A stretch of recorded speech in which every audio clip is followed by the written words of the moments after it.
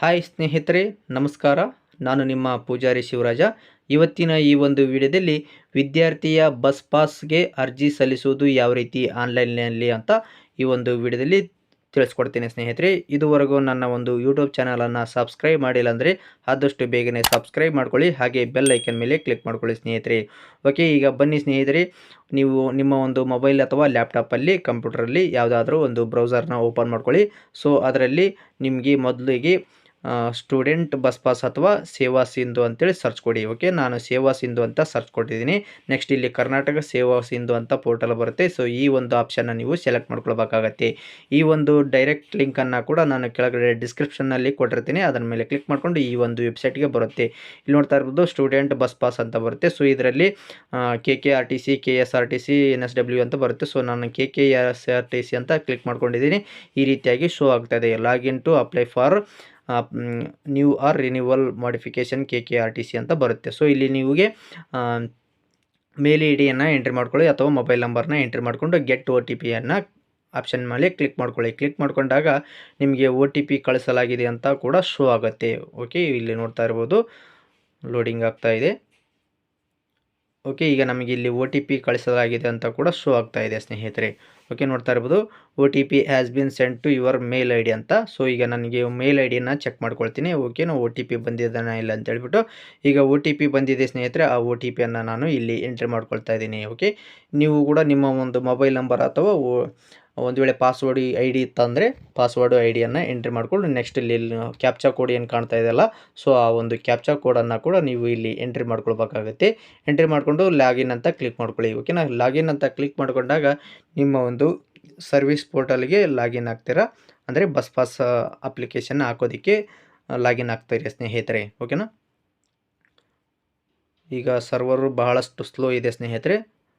ಕೊನೆಯವರೆಗೂ ಈ ವಿಡಿಯೋನ ಸ್ಕಿಪ್ ಮಾಡದೆ ನೋಡಿ. ಓಕೆನಾ, ಇಲ್ಲಾಂದರೆ ನಾನು ಹೇಳುವಂಥ ಮಾಹಿತಿ ನಿಮಗೆ ಅರ್ಥ ಆಗೋದಿಲ್ಲ.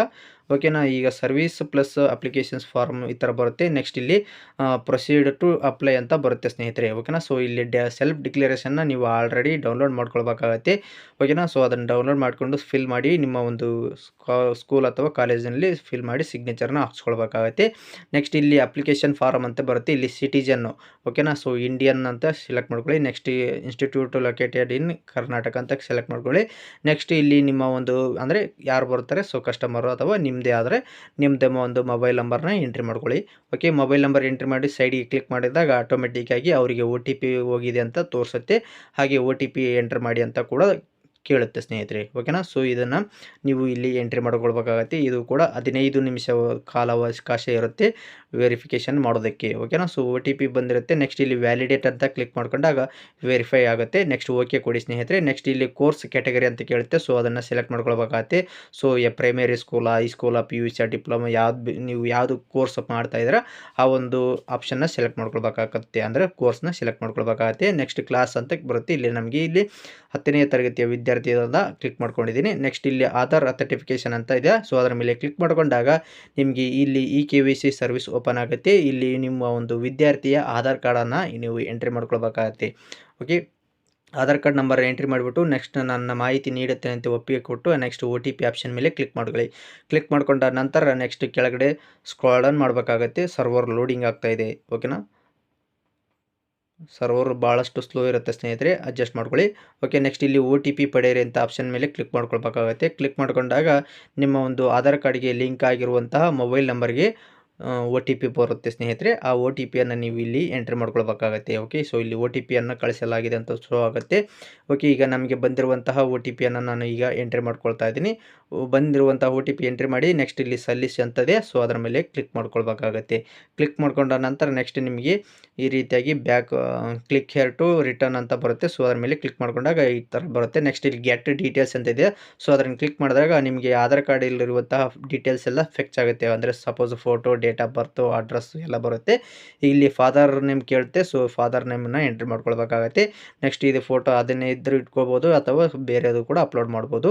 ನೆಕ್ಸ್ಟ್ ಇಲ್ಲಿ ಕ್ಯಾಟಗರಿ ಅಂತ ಬರುತ್ತೆ, ಅಂದರೆ OBCನ, STನ, ಅದರ್ಸ್ ಅಂತ. ಸೊ ಇವರು SC ಅಂತ ಬರುತ್ತೆ. ಸೊ SC ST ಕ್ಲಿಕ್ ಮಾಡಿದಾಗ ಇಲ್ಲಿ ಕ್ಯಾಟಗರಿ RD ನಂಬರ್ ಕೇಳುತ್ತೆ. ಸೊ RD ನಂಬರ್ ಅಂದರೆ ಇಲ್ಲಿ ಒಂದು ನಿಮ್ಮ ಒಂದು ಕ್ಯಾಸ್ಟ್ ಸರ್ಟಿಫಿಕೇಟ್ ನಂಬರ್ನ ಎಂಟ್ರಿ ಮಾಡ್ಕೊಳ್ಬೇಕಾಗತ್ತೆ. ಕನ್ಫ್ಯೂಸ್ ಆಗೋಗಬೇಡಿ ಸ್ನೇಹಿತರೆ. ಕ್ಯಾಸ್ಟ್ ಸರ್ಟಿಫಿಕೇಟ್ ನಂಬರ್ನ ಎಂಟ್ರಿ ಮಾಡ್ಕೊಳ್ಬೇಕಾಗತ್ತೆ. ಎಂಟ್ರಿ ಮಾಡಿದಾಗ ಕೆಳಗಡೆ ಆಟೋಮೆಟಿಕ್ಕಾಗಿ ಫೆಚ್ ಆಗುತ್ತೆ ಸ್ನೇಹಿತರೆ. ಇಲ್ಲಿ ನೋಡ್ತಾ ಇರ್ಬೋದು, ನಾನು ಈಗ ಸೈಡಿಗೆ ಕ್ಲಿಕ್ ಮಾಡ್ಕೊಳ್ತೀನಿ. ಸೈಡಿಗೆ ಕ್ಲಿಕ್ ಮಾಡಿದಾಗ ಆಟೋಮೆಟಿಕ್ ಈಗ ಕೆಳಗಡೆ ಫೆಚ್ ಆಗುತ್ತೆ. Student name as per caste ಇನ್ಕಮ್ನಲ್ಲಿ ಇರುವಂತಹ ಡೀಟೇಲ್ಸ್ ಎಲ್ಲ ಫೆಚ್ ಆಗುತ್ತೆ.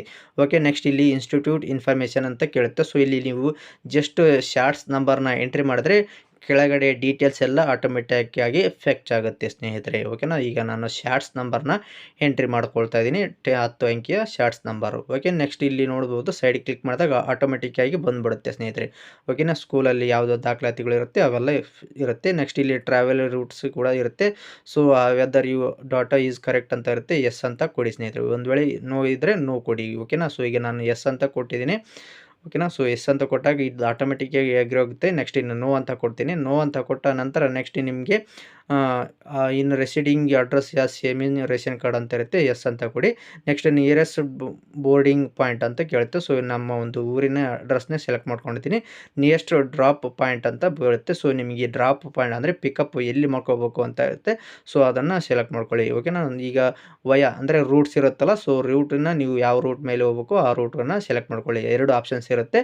ಸೊ 2 ಆಪ್ಷನ್ನ ನೀವು ಸೆಲೆಕ್ಟ್ ಮಾಡ್ಕೊಳ್ಬೇಕಾಗತ್ತೆ. ಈಗ ನಮಗೆ ಈ ರೀತಿಯಾಗಿ ಇರುತ್ತೆ. ಸೊ ಅದನ್ನು ಕ್ಲಿಕ್ ಮಾಡ್ಕೊಂಡಿದ್ದೀನಿ. ಕ್ಲಿಕ್ ಮಾಡ್ಕೊಂಡಾಗ ನೆಕ್ಸ್ಟು ಕೆಳಗಡೆ ಸೆಲೆಕ್ಟ್ ದಿ ಡಿವಿಷನ್ ಅಂತ ಬರುತ್ತೆ ಸ್ನೇಹಿತರೆ. ಅಂದರೆ ನಿಮಗೆ ಸೆಲೆಕ್ಟ್ ದಿ ಡಿವಿಷನ್ಸ್ ಅಂತ ಬರುತ್ತೆ. ಸೊ ಅದರಲ್ಲಿ ನಿಮ್ದು ಯಾವ ಡಿಸ್ಟಿಕ್ ಬರುತ್ತೆ ಸೊ ಅದನ್ನು ಸೆಲೆಕ್ಟ್ ಮಾಡ್ಕೊಳ್ಬೇಕಾಗತ್ತೆ. ನೆಕ್ಸ್ಟ್ ಇಲ್ಲಿ ಸೆಲೆಕ್ಟ್ ದಿ ಡಿಪಾರ್ಟ್ಮೆಂಟ್ ಅಂತ ಬರುತ್ತೆ ಸ್ನೇಹಿತರೆ. ಡಿಪೋ ಅಂದರೆ ಈಗ ಸಪೋಸು 1, 2, 3, 4 ಅಂತ ಇರುತ್ತೆ. ಸೊ ಡಿಪೋವನ್ನು ಸೆಲೆಕ್ಟ್ ಮಾಡ್ಕೊಳ್ಬೇಕಾಗತ್ತೆ. ನಿಮ್ಮ ಒಂದು ಹತ್ತಿರದ ಡಿಪೋವನ್ನು ಸೆಲೆಕ್ಟ್ ಮಾಡ್ಕೊಳ್ಳಿ. Okay, next select the counter ಅಂತ ಬರುತ್ತೆ. ಸೊ ಅದನ್ನು ಕ್ಲಿಕ್ ಮಾಡ್ಕೊಳ್ಬೇಕಾಗತ್ತೆ. ಕ್ಲಿಕ್ ಮಾಡ್ಕೊಂಡಾಗ ವರ್ಡ್ ವೆರಿಫಿಕೇಷನ್ ಅಂತ ಕೇಳ್ತಾ ಇದೆ. ಮೇಲ್ಗಡೆ ಏನು ಕಾಣ್ತಾ ಇದೆ, ಸೊ ಕ್ಯಾಪ್ಚಾ ಕೋಡು ಅದನ್ನೇ ಎಂಟ್ರಿ ಮಾಡ್ಕೊಳ್ಬೇಕಾಗತ್ತೆ. ಓಕೆ, ಎಂಟ್ರಿ ಮಾಡಿಬಿಟ್ಟು ನೆಕ್ಸ್ಟ್ ಇಲ್ಲಿ ಸಬ್ಮಿಟ್ ಅಂತ ಇದೆಯಲ್ಲ, ಸೊ ಅದನ್ನು ಕ್ಲಿಕ್ ಮಾಡ್ಕೊಂಡಾಗ ಇಲ್ಲಿ ನೋಡ್ತಾ ಇರ್ಬೋದು ಕೋರ್ಸು ಸೆಲೆಕ್ಟ್ ಮಾಡಿಲ್ಲ. ಸೊ GSSC ಜಾನಗುಂಟೆ ಸೆಲೆಕ್ಟ್ ಮಾಡ್ಕೊಂಡಿದ್ದೀನಿ. ಓಕೆನಾ, ಸ್ಕೂಲು ರಿಫ್ರೆಶ್ ಆಗುತ್ತೆ. ನೆಕ್ಸ್ಟ್ ಕೆಳಗಡೆ ಸ್ಕ್ರಾಲ್ ಡೌನ್ ಮಾಡಬೇಕಾಗುತ್ತೆ. ಸ್ಕ್ರಾಲ್ ಡೌನ್ ಮಾಡಿಬಿಟ್ಟು ನೆಕ್ಸ್ಟ್ ಸಬ್ಮಿಟ್ ಅಂತ ಕ್ಲಿಕ್ ಮಾಡ್ಕೊಳ್ಳಿ. ಓಕೆನಾ, ಸೊ ಕ್ಲಿಕ್ ಮಾಡ್ಕೊಂಡಾಗ ನೆಕ್ಸ್ಟ್ ನಿಮಗೆ dear student please check the complete details before submitting ಅಂತ ಬರುತ್ತೆ. ಓಕೆನಾ, ಸೊ ಇನ್ಫಾರ್ಮೇಷನ್ ಚೇಂಜಸ್ ಆಗೋದಿಲ್ಲ. ಓಕೆನಾ, ಸಬ್ಮಿಟ್ ಆದ ನಂತರ ಯಾವುದೇ ರೀತಿಯಾಗಿ ಎಡಿಟ್ ಮಾಡೋದಕ್ಕೆ ಅವಕಾಶ ಇರೋದಿಲ್ಲ ಅಂತ ಕೇಳುತ್ತೆ. ಓಕೆ, ಎಸ್ ಅಂತ ಕೊಟ್ಟಾಗ ನಿಮಗೆ ನಿಮ್ಮ ಒಂದು ಅಪ್ಲಿಕೇಶನ್ನು ಫಿಲ್ ಆಗುತ್ತೆ ಸ್ನೇಹಿತರೆ. ಓಕೆ, ನಿಮಗೆ ಒಂದು PDF ಕೂಡ ಜನ್ರೇಟ್ ಆಗುತ್ತೆ. ಓಕೆನಾ, ಈಗ ಸ್ಲೋ ಇದೆ, ಸರ್ವರು ಲೋಡಿಂಗ್ ಆಗ್ತಾ ಇದೆ ಸ್ನೇಹಿತರೆ. ಈ ವಿಡಿಯೋವನ್ನು ಲೈಕ್ ಮಾಡಿ ಸ್ನೇಹಿತರೆ. ಓಕೆ, ಈಗ ನಮಗೆ ರಿಫ್ರೆಶ್ ಆಗ್ತಾ ಇದೆ. ಪೇಜು ರಿಫ್ರೆಶ್ ಆದಾಗ ನಿಮಗೆ ಇಲ್ಲಿ ಅಟ್ಯಾಚ್ ನೆಕ್ಸರ್ ಅಂತ ಇದೆ. ಸೊ ಅದರ ಮೇಲೆ ಕ್ಲಿಕ್ ಮಾಡ್ಕೊಳ್ಬೇಕಾಗತ್ತೆ. ಓಕೆ, ಕ್ಲಿಕ್ ಮಾಡ್ಕೊಂಡಾಗ ನೆಕ್ಸ್ಟ್ ನಿಮಗೆ ಅಪ್ಲಿಕೇಶನ್ ಸ್ಟೇಟಸ್ ನೋಡ್ತಾ ಇರ್ಬೋದು, ಅಕ್ನಾಲೆಡ್ಜ್ಮೆಂಟು ಬರುತ್ತೆ. ಓಕೆ, ಕೆಳಗಡೆ ಸ್ಕ್ರಾಲ್ ಡೌನ್ ಮಾಡಿದಾಗ ನಿಮಗೆ ಇಲ್ಲಿ ಕೆಳಗಡೆ ಎಕ್ಸ್ಪೋರ್ಟ್ ಟು PDF ಅಂತ ಇದೆಯಲ್ಲ, ಸೊ ಅದನ್ನ ಮೇಲೆ ಕ್ಲಿಕ್ ಮಾಡ್ಕೊಂಡಾಗ ನಿಮಗೆ ಒಂದು PDF ಫೈಲು ಜನ್ರೇಟ್ ಆಗುತ್ತೆ.